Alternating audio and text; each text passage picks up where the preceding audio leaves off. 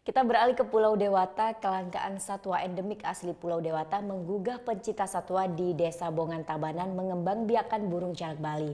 Di rumah penangkaran ini Anda bisa sekedar melihat hingga memiliki burung jalak Bali.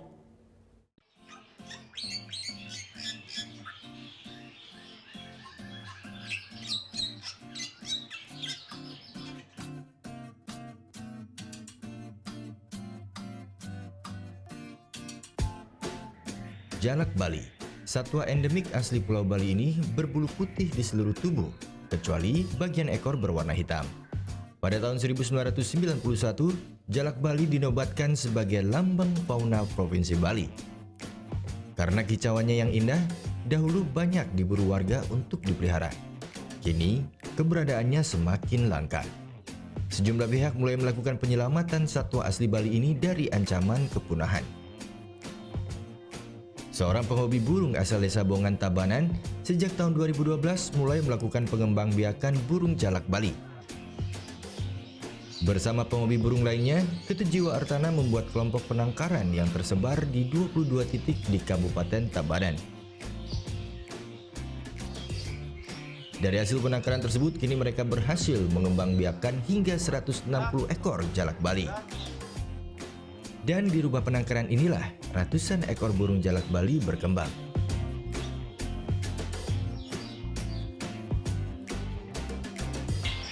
Sekitar tahun 2012, kita langsung menangkarkan yang itu ngawali jalak putih dulu. Jalak putih, setelah berkembang banyak, itu didatangi ke KSDA Tabanan, karenanya jalak putih sudah termasuk satwa dilindungi. Nah dari sanalah kita langsung mengurus izin dan sekalian mengurus izin penangkaran jalak Bali, karena penangkaran jalak Bali dan jalak putih tidak jauh beda. Mengembangbiakan jalak Bali tidaklah terlalu sulit. Pengetahuan biologi dan perilaku reproduksi jalak Bali sangat penting agar penangkaran jalak Bali bisa sesuai yang diharapkan.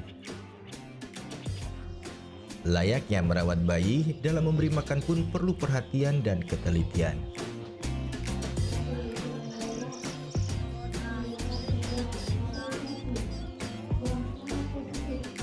Karena belum bisa makan sendiri, makanya harus disuapin. Terus kalau udah 1 bulan diajari makan, baru bisa makan basah. Setelah 1,5 bulan bisa dia makan kering. Hasil pengembangbiakan burung jalak Bali di penangkaran dijual dengan harga sekitar 4 juta rupiah, sedangkan sepasang indukan jalak Bali sekitar 8 juta rupiah. Penangkaran burung jalak Bali tidak hanya sekedar untuk kegiatan konservasi dan peningkatan populasi, namun juga untuk pengembangan wisata.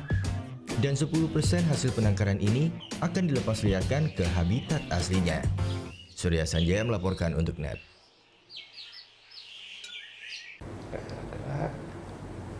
Oke, sekarang aku coba.